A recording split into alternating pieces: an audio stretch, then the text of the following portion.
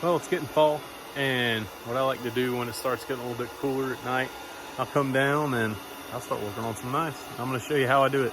I'm no expert, but I make some pretty decent knives over the years, so we're going to show you what I do. Well, I haven't made a knife in quite a while, and deer season's closing in, and I said, hey, I don't have anything better to do. Let's make a knife. So what I've got here is a piece of 1095. And I also had a piece of D2, but I think I'm going to go with the 1095. It's just so much easier to work with. The D2 is way harder to heat treat, and way harder to forge out. But this is a thicker piece. I think this is an 1/8 inch. So I like to use about 1/8 inch. So it's about a good thickness for your handle, so you don't have to mess with the handle, but you got enough here you can draw your blade out. The blade is substantially shorter because I'm going to draw it out. And then I'm also going to draw it out this way as well in the forging process. So just to get a template going, I'm going to kind of get the shape I want, kind of what I'm looking for. I like the nice curved skinning blade. And the 1095 holds a really good edge, but it will rust. So when you get done with it, you got to wash it and then just a light coat of oil and you're good to go. Super easy to sharpen again. The D2 is semi-stainless, but it still does rust. So you still got to kind of be careful and do the same thing with it. But the 1095 is so much easier to make knives out of and heat treat, especially if you don't have a propane forge. I use a wood forge. And so we're going to go ahead and start cutting this out. The clamp down to the handle. It's got a cutoff wheel on my little grinder. And this is a pretty long piece of stock, so I'm going to start out a little bit of an angle, pretty good angle right here. I'm going to attempt to be able to get 2 knives out of this, but we'll see.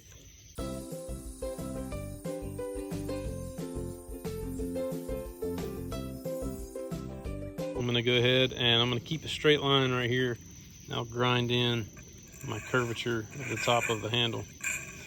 But for now, I'm going to keep right on that top line. Go ahead and try to wax some excess off, save me a little bit of time grinding.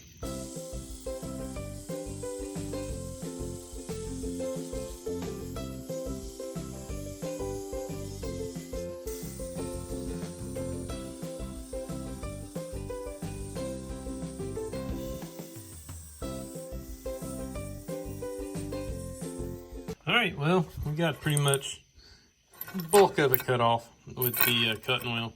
This is a little 1-inch belt sander from Harbor Freight. It's only like 50 bucks. This thing works really good. Belts, gets decent belts that last pretty long, and they'll take some chunks out of some metal. So I'm going to take this thing, go ahead and work around, and go ahead and start getting it cleaned up and shaped up.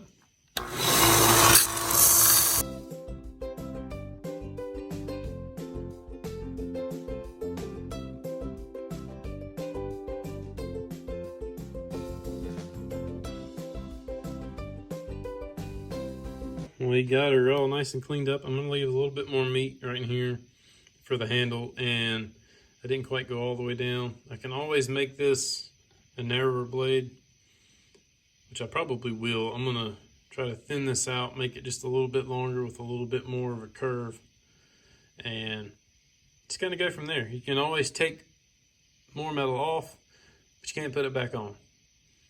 So we're going to leave it kind of chunky right now, and then we'll forge it out, get the blade kind of a nice curve. I want a little bit more of a curve, and right in here we'll probably take a little bit off.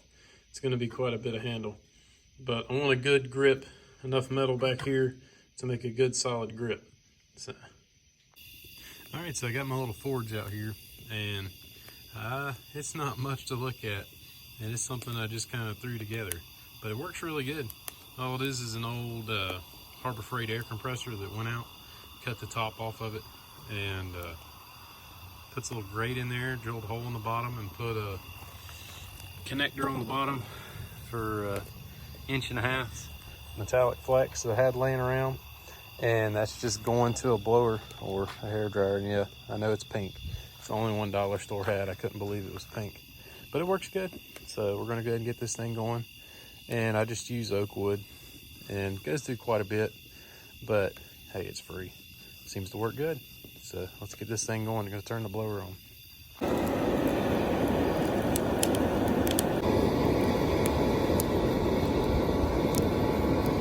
Alright, so we got them in there, and I'm going to do two. I'm going to do another one with just the tank and not the full handle.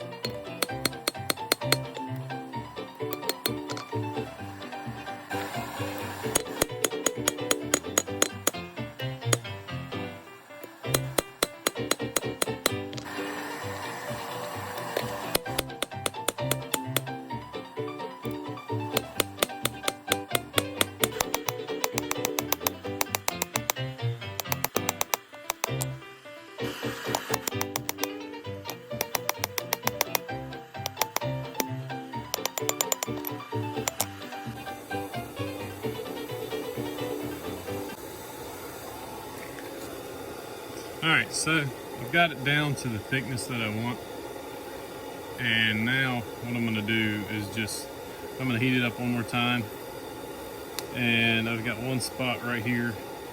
It's a little bit thicker. I'm going to go ahead and thin that out just a touch, and I'm going to make sure everything is completely straight. I want to get everything as straight as possible. That way I can go ahead and grind a little bit. I've got it pretty thin right now, so I'm going to just touch up on the grinder a little bit on it, and then we'll be able to heat treat next time. Alright, so we got our all nice and beaten out, and we've got a good even thickness and a little bit of a taper going on, and that's what I want. I want to try to save a little bit of grinding and make it look like much like a forge knife, which it kind of is, but we're doing it the easy way. So before I go ahead and heat treat this, what I want to do is go ahead and get my holes in for my handle. And I use 3/16 brass rod, so I'm going to go ahead and drill 3/16 holes in here. And if you don't do it before you heat treat it and you get the handle heat treated as well, it's going to be really hard to drill. So I want to go ahead and make sure I get that done before I heat treat it.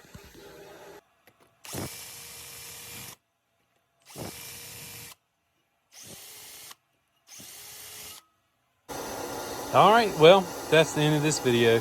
So we went ahead and I worked on this one a little bit while I was working on that one. And that'll be in the next video. Went ahead and got the holes drilled and going to start a grind on it before I heat treat. So this one, I'm just kind of messing with that. I'm going to try to make a kitchen knife out of it. But it's just got the fire going. Why not make two when you're making one?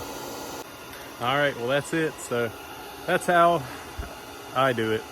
And to start the knife making process, I take the flat stock and then kind of shape out what I want, and then I forge out and even out and go ahead and give a little bit of taper, save some grinding. And I think the look is really good if you don't grind all of the marks off pretty much. And I'll put a picture in the end of the video of a couple of them I made. So hope everybody likes the video. I'm no expert, so I appreciate everybody watching. Take everything with a grain of salt, and we'll see you next time.